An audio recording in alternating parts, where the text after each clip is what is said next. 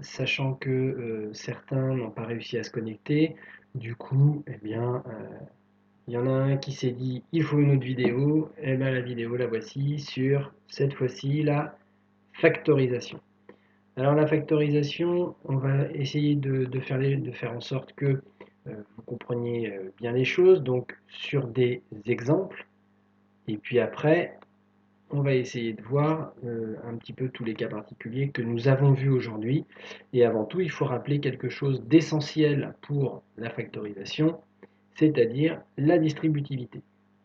Alors cette distributivité, qu'est-ce que c'est? Je vous rappelle l'égalité rapidement. K facteur de A plus B, c'est K plus KB. Et K facteur de A moins B, c'est K moins KB. Donc quand vous allez de la gauche vers la droite, vous développez, donc c'est ce qui est en bleu. Et quand vous allez de la droite vers la gauche, vous factorisez. Donc du coup, une fois que vous savez ça, vous allez, et vous remarquez, constater que K, quand c'est sous forme factorisée, donc à gauche, K, il y est une fois. Lorsque vous avez développé, lorsque vous obtenez une somme, vous avez donc 2 K. Vous avez KA plus KB. Donc, ça veut dire quoi? Ça veut dire que lorsque vous factorisez, vous avez ce que l'on va appeler un facteur commun, c'est-à-dire le fameux K, vous l'aurez 2 fois, et après, il suffira de regarder à gauche, et vous ne l'avez qu'une fois. Donc votre facteur commun, en fait, vous l'avez 2 fois, et vous ne l'aurez plus qu'une fois. Donc déjà, c'est important, je vous ai surligné en jaune le fameux K. Du coup, on va pouvoir voir sur un exemple ce que ça donne, un exemple qui soit d'abord simple, pas un exemple trop compliqué. Donc, le sens dans lequel nous allons travailler, c'est évidemment celui-là, les flèches rouges. Donc vous avez Ka plus Kb qui est égal à K facteur de A plus B.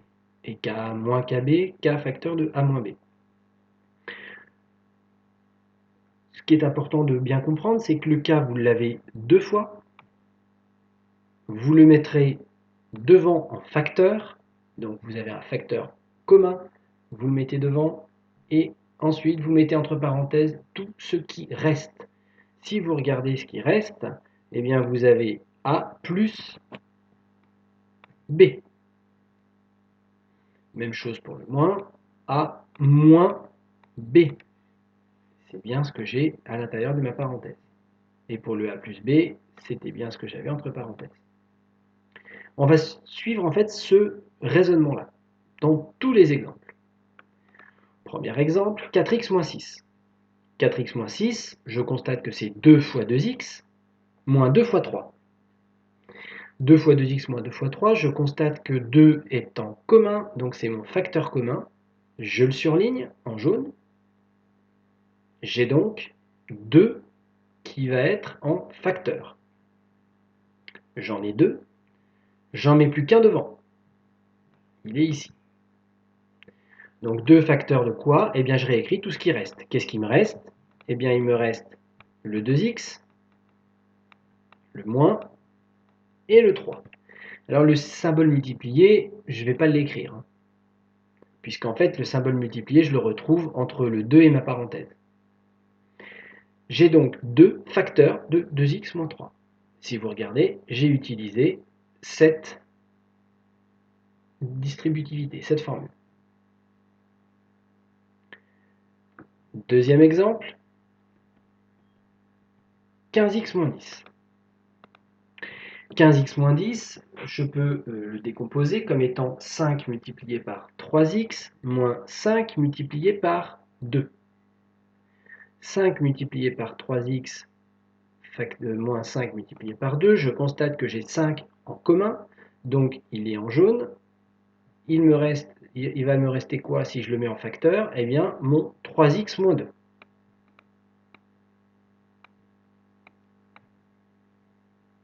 Donc, qu'est-ce que j'obtiens? 5 facteurs de 3x moins 2.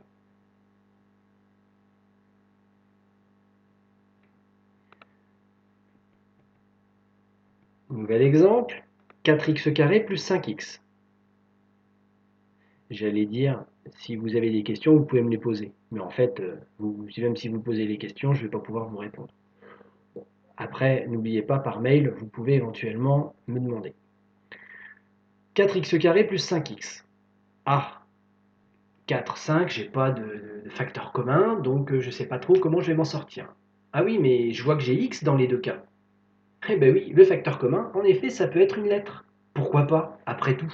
Une lettre n'est rien d'autre qu'un nombre particulier, en fait, où on généralise n'importe quel nombre. Donc x, comme c'est n'importe quel nombre, il peut très bien être un facteur commun. Donc, je peux mettre x en facteur. X fois 4x, ça fait bien 4x², et x fois 5, ça fait bien 5x. Je le mets devant en facteur, x facteur de, qu'est-ce qui reste? Eh bien, vous le visualisez assez simplement, 4x plus 5. Je dois conserver l'ordre, hein, attention. Je repense à cet exemple-là, je ne peux pas mettre 2x moins 2 moins 3x. Je suis obligé de le mettre dans l'ordre, 3x moins 2. C'est une erreur qui est malheureusement souvent vue dans les copies. Quand c'est un plus, ça a moins de gravité, mais quand c'est un moins, c'est tellement grave que ça en devient faux. Comme je n'ai pas de questions, je continue. Prenons 8x³ moins 6x. Alors là, 8 et 6, on voit tout de suite, n'importe qui de normalement constitué voit qu'il y a 2 en facteur commun, pas de problème. Et puis il y en a d'autres qui vont voir, ah il y a x en facteur commun. Et puis vous avez encore l'autre qui va dire, du coup, 2x est un facteur commun. Oui, 2x est un facteur commun. Il y a le 2, il y a le x, et on peut l'écrire sous la forme 2x fois 4x², qui va bien me donner 8x³, 2x fois 3 qui me donne 6x, c'est donc 2x qui va être mon facteur commun. Je peux donc le mettre en facteur devant la parenthèse. Qu'est-ce qui va me rester? 4x² moins 3. Donc vous voyez que j'applique à chaque fois le même raisonnement avec la distributivité. Un autre exemple. 15x² plus 5x. Même raisonnement, on voit tout de suite qu'il y a 5 comme facteur commun. Ah, il y a aussi x, donc il va y avoir 5x. Maintenant, vous êtes à l'aise, enfin normalement. Du coup, pas de problème. Donc 5x multiplié par 3x. Et le 5x, lui, il est tout seul. C'est-à-dire que c'est 5x fois, fois rien. Alors en fait, je dis fois rien, mais pas tout à fait. Parce que quel est l'élément neutre? Quel est le rien pour la multiplication? Eh bien, ce n'est pas le nombre auquel vous pensez, c'est 1. 1 est l'élément qui ne modifie pas quand vous le multipliez, qui ne modifie pas le nombre. Donc 5x, c'est 5x fois 1. 5x fois 1, donc je l'écris. Pourquoi je l'écris? Parce que si je ne l'écris pas, qu'est-ce qui va me rester? Le 3x, le plus, et je mets quoi dans ma parenthèse? 3x plus? Pas top, hein? Non, je ne peux pas mettre ça. 3x plus, ça ne veut rien dire. Donc je mets quoi? Je mets ce qui reste. Et comme il ne reste rien pour la multiplication, le, entre guillemets, rien pour la multiplication, c'est 1. Donc, j'ai un 1 qui reste alors que je ne le savais pas. Petite astuce pour vérifier que vous avez juste. Essayez de redistribuer ceci. Ça fait faire 5x fois 3x, 15x². Et si je ne mets pas le 1, je ne sais pas, il ne va rien rester. Alors que si je mets le 1, 5x fois 1, ça va bien faire mon 5x. Donc le 1 est obligatoire. Je ne peux pas ne pas le mettre.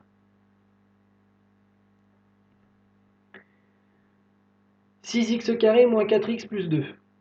Ah, un nouveau cas un petit peu différent. Alors, si je regarde 6x² moins 4x plus 2, j'ai le 2 qui est mon facteur commun. Donc je vois que j'ai un 2 pour le 6x², un 2 pour le 4x et un 2 pour le 2 qui est affiché. En fait, la distributivité, je peux mettre 3 termes, il n'y a absolument aucun problème. 6x carré, bah, c'est 2 fois 3x carré. 4x, c'est 2 fois 2x. Et 2, eh ben, c'est 2 fois rien, mais si 2 fois 1, puisque 2 fois 1, ça fait bien 2. J'ai donc 3 fois mon facteur commun, puisque j'ai 3 termes. Donc je mets mon facteur commun devant, et j'écris tout ce qui reste. Qu'est-ce qui reste? Eh bien, le 3x carré moins, le 2x plus, et le 1, que je ne dois bien évidemment pas oublier. J'ai donc 2 facteurs de 3x carré moins 2x plus 1. Et si vous distribuez le 2, vous obtiendrez bien 6x carré moins 4x plus 2, et surtout ne pas oublier le 1. Alors, on pourrait se dire, bon bah ok, ça y est, maintenant vous avez tout compris sur la factorisation, pas de problème. Oui, mais petit cas un peu différent, on pourrait très bien imaginer que notre cas, le fameux facteur commun, ne soit pas forcément un nombre ou une lettre. Il pourrait être une expression. L'expression qui est ici, en facteur commun, je pense que beaucoup le visualisent assez facilement, x plus 3. Donc x plus 3, ça correspond à mon facteur commun. Donc qu'est-ce que je vais faire? Eh bien je vais faire comme ce que j'ai fait depuis le début. C'est-à-dire mon facteur commun, je le mets devant x plus 3. Et puis je mets entre parenthèses tout ce qui reste. Alors je vais mettre des crochets, pourquoi? Parce que je vais mettre aussi d'autres parenthèses, ça va m'éviter des doubles parenthèses. Ceux qui veulent mettre des parenthèses, en soi, ça ne pose pas de problème. Donc il va me rester 2x plus 1, 2x moins 1, pardon, plus, et le 5x moins 3, que je ne dois évidemment pas oublier. Bah, regardez ce que j'ai dans mon crochet, exactement ce que j'avais au-dessus, en enlevant le facteur commun, puisque le facteur commun que j'avais 2 fois est passé une fois devant. C'est-à-dire que le K de la distributivité correspond à x plus 3, le A à 2x moins 1 et le B à 5x plus 3. Vous voyez que la factorisation finalement n'est pas aussi compliquée que ça. Enfin, à peu près. Maintenant, je n'ai pas terminé puisqu'en fait, ce qui est dans mon crochet, je vais peut-être enlever les parenthèses. Donc je vais pouvoir enlever les parenthèses. Comme j'ai un plus devant la parenthèse, je rappelle la règle, quand j'ai un plus devant une parenthèse, eh bien je ne change pas les signes à l'intérieur de ma parenthèse.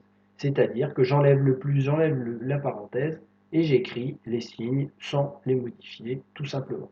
Donc devant le 5x, ici, j'ai en fait un plus que je n'écris pas. Donc je laisse le plus.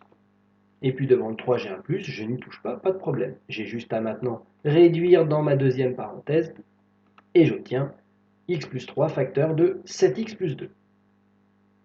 J'ai donc appliqué la même règle à une expression, 7x, où le facteur commun est x plus 3.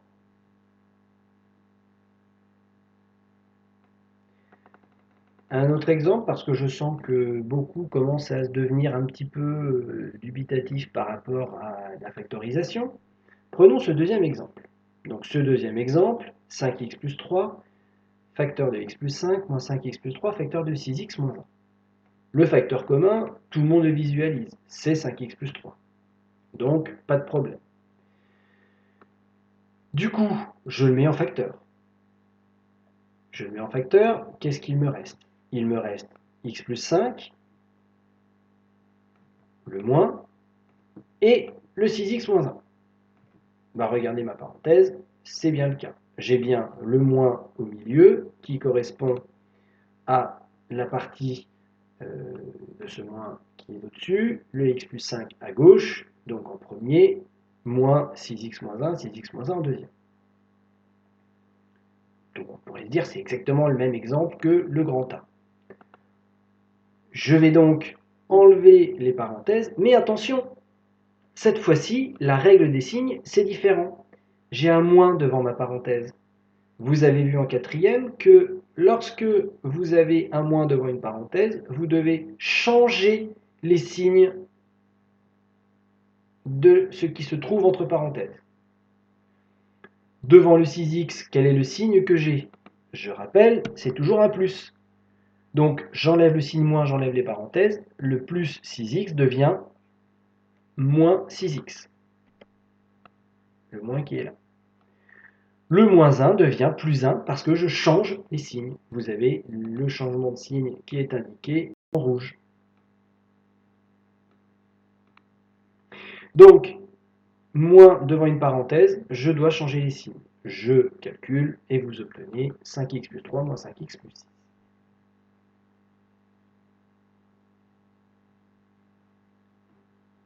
Je sens que certains commencent à se dire « Oh, mais c'est pas si compliqué que ça finalement, la factorisation. » Mais non, c'est pas très compliqué.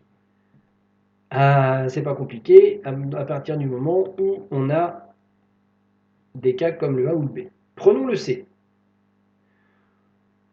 Oh, 3x plus 5, le taux au carré moins 3x plus 5, tout le monde voit que le facteur commun c'est 3x plus 5. Celui qui ne le voit pas, c'est quand même dommage. Mais il y a une petite subtilité ici. Parce qu'en effet, je pourrais le mettre en facteur devant, je peux le faire directement, pas de problème. Je vais quand même changer l'écriture parce que je pense que certains vont imaginer que c'est très facile, il n'y a pas de problème. Oui, mais il y a le carré quand même qui pose problème. Parce qu'en fait, le carré, c'est 3x plus 5, facteur de 3x plus 5. Et mon 3x plus 5 qui est tout seul ici, c'est 3x plus 5 fois 1, comme tout à l'heure. Et mon facteur commun, finalement, il est où? Eh bien, je l'ai mis en jaune. J'ai donc mes deux facteurs communs, un ici, mais celui-là n'est plus un facteur commun. Pourquoi? Parce que le facteur commun, comme tout à l'heure, j'en ai deux. Un à gauche et un à droite du signe moins ou du signe plus. J'ai deux termes, deux facteurs communs, un dans chaque terme. Donc le fait d'avoir un carré ici, je ne peux pas, mon deuxième 3x moins 5 plus 5 ici, je ne peux pas l'avoir à nouveau comme facteur commun. Je n'en ai qu'un à gauche, un à droite. Je vais donc appliquer maintenant, que j'ai dit ça, la règle. 3x plus 5, facteur 2, il me reste quoi? Il me reste 3x plus 5, le moins, et le 1.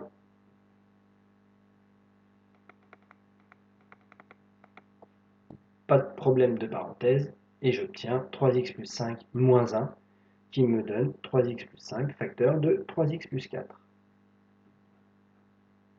Et voilà pour ces exemples sur la factorisation. Maintenant, un petit conseil, entraînez-vous sur ce que vous avez fait sur les exercices qui se trouvent dans votre cours. L'objectif, évidemment, c'est de pouvoir trouver et dire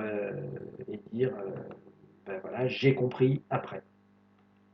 Voilà pour un petit exemple de factorisation. D'ici là, eh bien, j'espère que vous passerez un bon 1er mai et un bon week-end.